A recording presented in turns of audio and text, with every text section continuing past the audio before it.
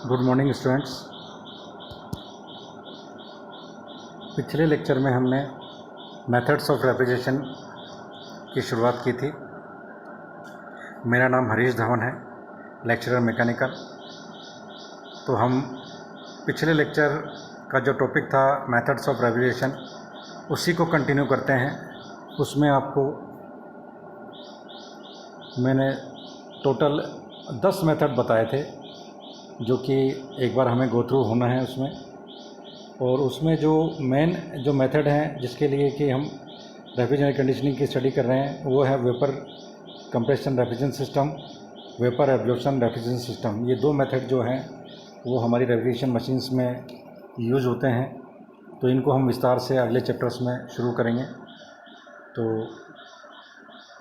हमारा जो आज का जो टॉपिक शुरू हो रहा है वो पार्ट 2 है। पार्ट 1 में हमने शुरू के जो मेथड्स है उनको स्टडी किए थे, उनको बारे में जानकारी हासिल की थी। और जैसा कि मैं आपको बता रहा हूँ, जनरली एग्ज़ाम में शॉर्ट नोट आता है मेथड्स ऑफ रेफ्रिजरेशन के बारे में। तो आपको मेथड के नाम लिख देने हैं जो भी आपको याद हो, और 1 या 2 को डिस्क्राइब कर देना है। जनरली 6 नंबर का क्वेश्चन होता है, बड़े से बड़ा, उसमें आपको इतना ही डिस्क्राइब करना होता है। लेकिन सब्जेक्ट पॉइंट ऑफ व्यू से ये सारे मेथड की जानकारी आपको होना अत्यंत आवश्यक है। तो इसमें जो मेथड थे वो एक बार वापस हम आते हैं उस पर। तो जो हमारे मेथड थे वो थे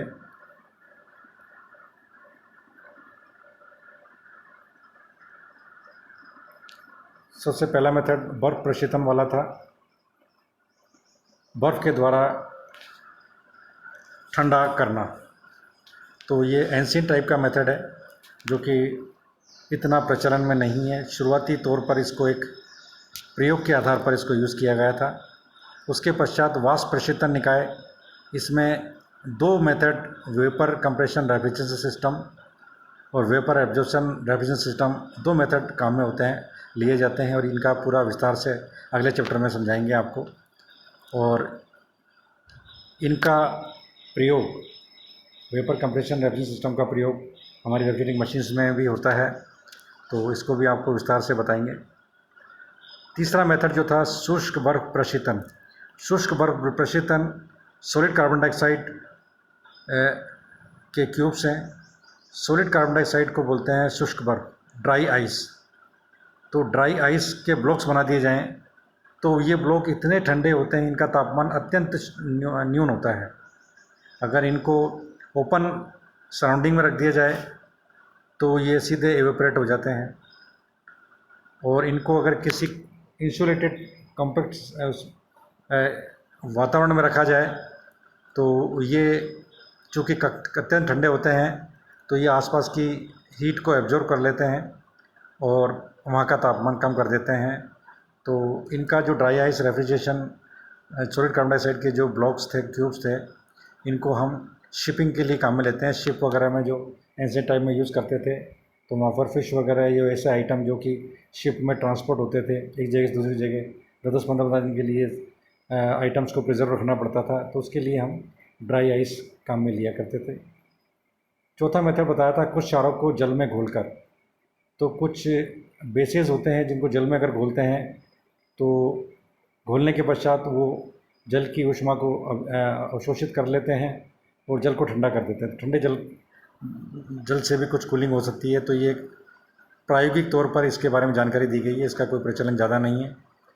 इसके पश्चात 5वां मेथड से हम डिस्कस शुरू करते हैं वापस। तो 5वां जो हमारा मेथड था वो है आइस रेफ्रिजरेशन। ये आपको बता दिया गया है। वेपर कंप्रेशन रेफ्रिजरेशन सिस्टम, ये हम विस्तार से आपको अगले सेकंड टॉपिक में बताएंगे। वेपर एब्जॉर्प्शन सिस्टम, इसके बारे में आपको बताएंगे। ड्राई आइस रेफ्रिजरेशन, ये मैंने आपको ब्रीफ में बता दिया। और इसका मैन्युफैक्चरिंग हम आगे के जो चैप्टर्स हैं, यूनिट्स, उसमें इसका दिया हुआ है, उसमें करेंगे। Dissolution of certain salts in water, तो इसका बहुत कम मात्रा में प्रशीतन प्राप्त होता है, इसलिए इसका यूज़ ज़्यादा नहीं करते हैं। अगला है रेफ्रिजरेशन बाई थ्रोटलिंग। तो थ्रोटलिंग प्रोसेस, जैसा कि आप जानते हो, थ्रोटलिंग को बोलते हैं उपरोधन। तो उपरोधन क्या होता है? उपरोधन के दौरान एंथैल्पी स्थिर रहती है। चूँकि एंथैल्पी तापक्रम पर निर्भर करती है, इसलिए उपरोध प्रक्रम के आदर्श गैसों का तापमान भी स्थिर रहता है परंतु वास्तविक गैसों का अवरोधन प्रक्रम के दौरान तापमान बढ़ जाता है, घट सकता है अथवा स्थिर रहता है। जूल और थॉमसन 2 साइंटिस्ट थे जिन्होंने अनेक प्रयोग करके वास्तविक गैसों के लिए स्थिर एंथैल्पी पर उनके दाब तथा तापमान में परिवर्तन का अध्ययन किया। अध्ययन के प्राप्त परिणामों के आधार पर एंथैल्पी पर दाब तापमान आरेख खींचा, जिसको प्रेशर टेम्परेचर एक चार्ट होता है, उसको हम जनरली यूज़ करते हैं एंथैल्पी मेजरमेंट के लिए। और इसमें एक जूल थॉमसन स्थिरांक दिया गया pi upon delta P H, तो ये स्थिरांक है। लेकिन फाइनली यहाँ पर जो ये डायग्राम है ये बहुत इंपॉर्टेंट है। रेफ्रिजरेटर दिखाया गया है यहाँ पर, ये पूरा इंसुलेटेड दिखा रखा है और यहाँ पर एक सिलेंडर के थ्रू हमने हाई प्रेशर पर एक जो थ्रोटलिंग प्रोसेस के द्वारा किसी गैस को अंदर भेज रहे हैं और वो यहाँ सिस्टम को कूल कर देती है और आउटलेट से निकल जाती है। तो इसमें क्या होता है, इस चित्र में जो दिखाया गया है उस चित्र के हिसाब से हम आपको इसकी वर्किंग देख सकते हैं कि उपरोधन के अंत में तापमान में आई वृद्धि या कमी उपरोधन पश्चात स्थिर एंथैल्पी वक्र पर गैस की अवस्था पर निर्भर करती है। उपरोधन के फलस्वरूप दाब में कमी के साथ प्रारंभ में तापमान में वृद्धि होती है जब तक कि अधिकतम पर न पहुंचे। दाब में कमी के साथ अधिकतम तापमान वहाँ प्राप्त होता है जहाँ जूल थॉमसन स्थिरांक म्यू का मान 0 होता है। तो इसका भी प्रचलन इतना अत्यधिक नहीं है। एक सिंपल एक रेफ्रिजरेशन मेथड के हिसाब से इसको आप याद कर सकते हैं। थ्रोटलिंग प्रोसेस के द्वारा भी रेफ्रिजरेशन कूलिंग होती है, पॉसिबल है, लेकिन ये अत्यधिक कूलिंग के लिए यूज़ नहीं किया जाता है। अगला जो मेथड है वो है भाप प्रधार प्रशीतन, स्टीम जेट रेफ्रिजरेशन। हम जानते हैं कि वायुमंडलीय दाब पर पानी का जो क्वथनांक 100 डिग्री सेंटीग्रेड होता है। यदि जल सतह के दाब को कम कर दिया जाए तो पानी 100 डिग्री सेंटीग्रेड से कम तापमान पर ही उबलना लगता है। तो अगर जल के दाब को, पानी के दाब को अगर हम कम करते जाएं तो तापमान भी उसी प्रोपोर्शन में कम होते होते उसके बॉइलिंग टेम्परेचर कम होता जाता है। तो भाप प्रसार प्रशीतन इसी सिद्धांत पर कार्य करता है और इसमें हम क्या करते हैं, शुद्ध जल वायुमंडलीय दाब अर्थात 1.013 बार पर 100 डिग्री सेंटीग्रेड पर उबलता है। यदि जल सतह का दाब कम करके 0.014 बार कर दिया जाए तो पानी 12 डिग्री सेंटीग्रेड पर उबल जाएगा तथा दाब पुनः कम करके 0.01 बार रखा जाए तो पानी 7 डिग्री सेंटीग्रेड पर ही उबल जाएगा। भाप प्रधार प्रशीतन निकाय का रेखा चित्र में दिखाया गया है। चित्र के अनुसार इसमें 2 प्रमुख अवयव होते हैं, एक तो वाष्पित्री जिसको बोलते हैं वेपोरेटर, जिसको फ्लैश कक्स भी कहते हैं, और भाप नोजल इंजेक्टर तथा एक कंडेंसर इसमें जरूर होता है। तो संघनित्र कंडेंसर होता है, जल सतह पर दाब घटाने का कार्य नोजल और इंजेक्टर के द्वारा किए जाते हैं। तो इसमें दाब जैसे जैसे कम करते हैं भाप प्रशीतन का। तो इसमें पूरा ये दिखा रखा है, ये रेफ्रिजरेटेड स्पेस दिखा रखी है जहाँ पर हमें कूलिंग करनी है। यहाँ से वार्म वाटर आप स्प्रे करते हैं, यहाँ पर वेपर, यहाँ पर थ्रिल जो वाटर है, यहाँ पर वाटर दिखा रखा है, यहाँ पर चिल्ड वाटर ठंडा होकर यहाँ पर पंप के थ्रू इसमें जाता है, ये कूलिंग यहाँ पर किया करता है। तो पानी ठंडा करने की प्रक्रिया इसमें कैसे होगी वो इसमें फ्लैश चैम्बर दिखा रखा है, ये फ्लैश चैम्बर दिखा रखा है। यहाँ पर ये एक नोज़ल दिखा रखा है, ये स्टीम फ्रॉम बॉयलर से आएगी, बॉयलर से स्टीम आएगी और ये नोज़ल से किसका कैसे थ्रोटलिंग करेंगे हम, कैसे दाब कम करते जाएंगे। तो इसका इस तरह से हम पानी को ठंडा करके और इसको कुछ हद तक इसमें प्रशीतन प्राप्त कर सकते हैं। तो ये सिर्फ इंट्रोडक्शन टाइप आपको याद करना है, इसमें कोई ज़्यादा डिटेल आपको याद नहीं करनी है।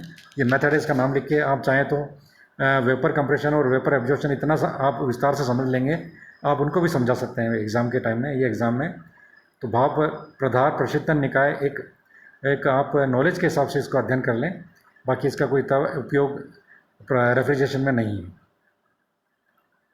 अगला जो रेफ्रिजरेशन मेथड है उसको बोलते हैं इवेपोरेटिव रेफ्रिजरेशन, इसको बोलते हैं वाष्पीकृत प्रशीतन निकाय।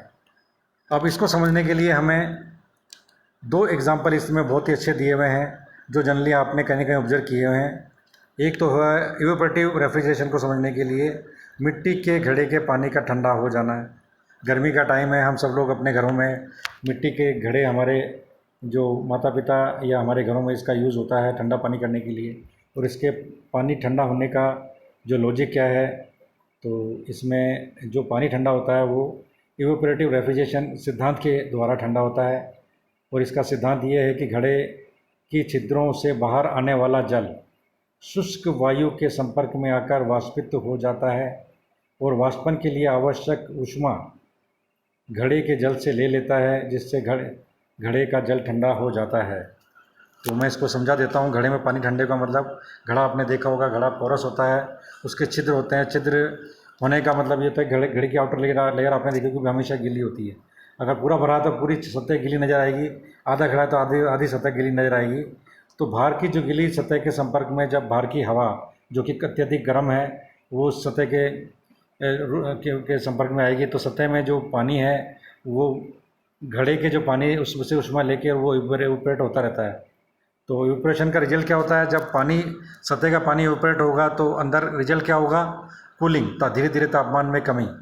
क्योंकि इवेपोरेट होने के लिए जो ऊष्मा चाहिए, ऊष्मा जो ले रहा है लेयर, बाहर की जो लेयर ऊष्मा, बाहर की लेयर का जो पानी वाष्पित होने के लिए जो ऊष्मा ले रहा है वो घड़े के पानी से ले रहा है। तो घड़े की पानी की ऊष्मा धीरे धीरे कम हो जाएगी। तो घड़े की पानी की ऊष्मा अगर कम होगी तो क्या होगा? घड़े के पानी का तापमान भी कम हो जाएगा। तो यानी इवेपोरेटिव रेफ्रिजरेशन का मतलब क्या होगा? इवेपोरेट हुआ पानी और कूलिंग हुआ पानी। तो रेफ्रिजरेशन मतलब पानी ठंडा हो गया।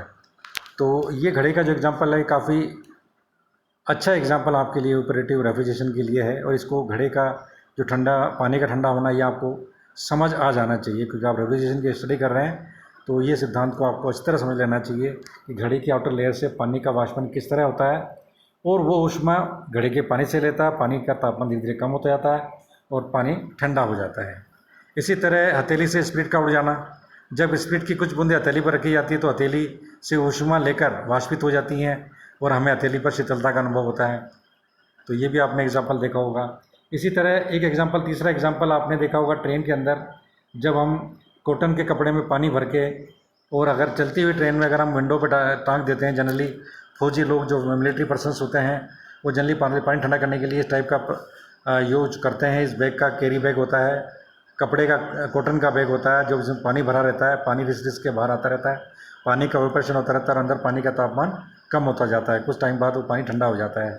तो ये सिद्धांत आप इस तरह समझ लें, काफ़ी इंपॉर्टेंट है, क्योंकि इस सिद्धांत को समझने के पश्चात ही आप इवेपोरेटिव जो साइक्रोमेट्री पढ़ेंगे आप, तो उसमें इवेपोरेशन को समझ पाएंगे। डेजर्ट कूलर का सिद्धांत इसी सिद्धांत से कुछ न कुछ मिलता जुलता है, तो इसको कुछ समझ पाएंगे आप तो डेजर्ट कूलर को भी आप वर्किंग को इस तरह समझ पाएंगे आगे।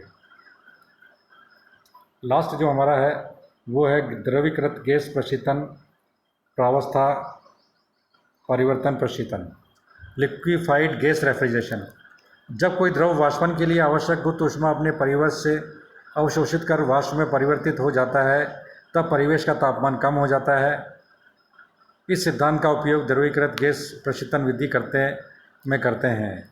इसमें सामान्यतः लिक्विड नाइट्रोजन या लिक्विड कार्बन डाइऑक्साइड का उपयोग किया जाता है। इसका मैं आपको बता देता हूँ सिंपल अर्थों में। जब भी नाइट्रोजन और कार्बन डाइऑक्साइड इसको लिक्विड फॉर्म में चेंज किया जाता है तो लिक्विड नाइट्रोजन का तापमान अत्यधिक कम होता है, और जब ये लिक्विड नाइट्रोजन को हम किसी कूलिंग स्पेस के ठंडा करने के लिए काम में लेते हैं तो ये कूलिंग स्पेस की हीट को ऑब्जर्व कर लेती है और कुछ इसका तापमान बढ़ जाता है, इससे कूलिंग प्राप्त कर सकते हैं हम। द्रव कार्बन डाइऑक्साइड का तापमान अत्यधिक कम होता है, लो टेम्परेचर होता है, ठंडी होती है ये कह सकते हैं आप। तो इसका हम यूज़ प्रशीतन के रूप में कर सकते हैं। इस विधि का उपयोग लंबी दूरी तक परिवहन में खराब होने वाले योग्य पदार्थों को शोषित परिवहन में करते हैं। तो liquid nitrogen, liquid carbon dioxide का उपयोग किया जाता है लिक्विफाइड गैस रेफ्रिजरेशन में। तो इतना ही इंट्रोडक्शन इसके लिए आपके लिए सफिशिएंट है। Thank you. तो आज हमारा ये topic methods of refrigeration finish होता है, और ये जो टॉपिक है इसको आप अच्छी तरह से नोट्स बना के तैयार कर लें। इसको मोबाइल के हिसाब से आप अपने नोट्स बना लें। और हमने अब तक रेफ्रिजरेशन की परिभाषा, रेफ्रिजरेटर, हीट पंप और इंजन का सिद्धांत पढ़ लिया है, कैसे कूलिंग होती है और कैसे उसकी COP का फार्मूला निकाला जाता है, और उसके पश्चात मेथड्स ऑफ रेफ्रिजरेशन आज हम कंप्लीट कर चुके हैं। तो आप इसे इस तरह समझ लें, और इससे रिलेटेड क्वेश्चन जो हो कोई हो तो आप मुझे मेल कर दें, तो आपकी क्वेरी भी सॉल्व कर ली जाएगी। Thank you.